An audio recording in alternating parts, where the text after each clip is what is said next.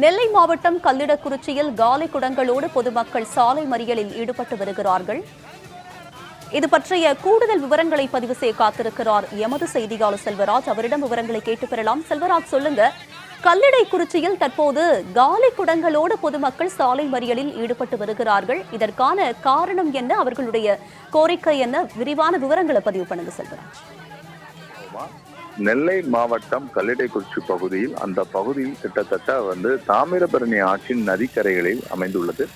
இந்த பகுதியில் சுமார் 10 நாட்களாக அந்த பகுதியில் குடிநீர் விநியோகம் என்பது செய்யப்படாத சூழ்நிலையில் தொடர்ந்து அப்பகுதியைச் சேர்ந்த பொதுமக்கள் அங்குள்ள பேரூராட்சி நிர்வாகத்திடம் பல முறை தங்களுடைய புகார் கொடுத்துள்ளனர். ஆனால் தற்போது வரை அது அவர்களுக்கான குடிநீர் விநியோகம் என்பது செய்யப்படாத காரணத்தினால் இன்று கல்லிடைக்குறிச்சியில் உள்ள பேரூராட்சியில் மக்களுடன் முதல்வர் என்பதற்கு மனு வழங்குவதற்காக அந்த பகுதியில் தங்களுடைய அந்த முகாம் என்பது நடைபெற்றுக் கொண்டு வந்தது.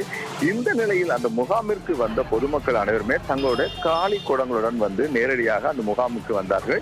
தங்களுக்கு மக்களுடன் முதல்வர் என தங்களுடைய மனுக்களை வாங்குவது சரி, ஆனால் கிட்டத்தட்ட 10 நாட்களாக நாங்கள் இந்த பகுதியில் குடிநீர் விநியோகம் செய்யப்படாமல் தாமிரபரணி ஆற்றின் நதிக்கரையில் மிகப்பெரிய பாதிப்புக்கு உள்ளாகியுள்ளோம். ஆகவே எங்களுக்கு ஏன் குடிநீர் வழங்கப்படவில்லை என தெரிவித்தார்கள். இதனால் அங்குள்ள அதிகாரிகளுக்கும் அவர்களுக்கும் மிக கடுமையான வாக்குவாதம் என்பது ஏற்பட்டது. இதைத் தொடர்ந்து அவர்கள் அனைவருமே கல்லிடைக்குறிச்சியில் உள்ள பேரூராட்சி அலுவலகத்துக்கு முன்பாக வந்த சாலையில் சாலை மறியல் போராட்டத்தில் தற்போது வரை ஈடுபட்டுக் கொண்டு வருகிறார்கள். இந்த போராட்டத்தினால் அப்பகுதியில் போக்குவரத்து என்பது நிறுத்தி வைக்கப்பட்டுள்ளது. தொடர்ந்து அந்த பகுதியில் அவர்கள் தமிழக அரசுக்கு எதிராகவும் பேரூராட்சி நிர்வாகத்திற்கு எதிராகவும் தங்கள் கோஷங்களை எழுப்பிக் கொண்டு வருகிறார்கள். ஆனால் இருந்த போதிலும் அவர்கள் தொடர்ந்து அங்குள்ள அதிகாரிகளும் பேச்சுவார்த்தை நடத்தி கொண்டு வருகிறார்கள். உடனடியாக தற்போது தற்காலிகமாக வாகனம் மூலம் தண்ணீர் வழங்குவதற்காக ஏற்பாடு செய்யப்படும் என உறுதி அளித்து கொண்டு வருகிறார்கள்.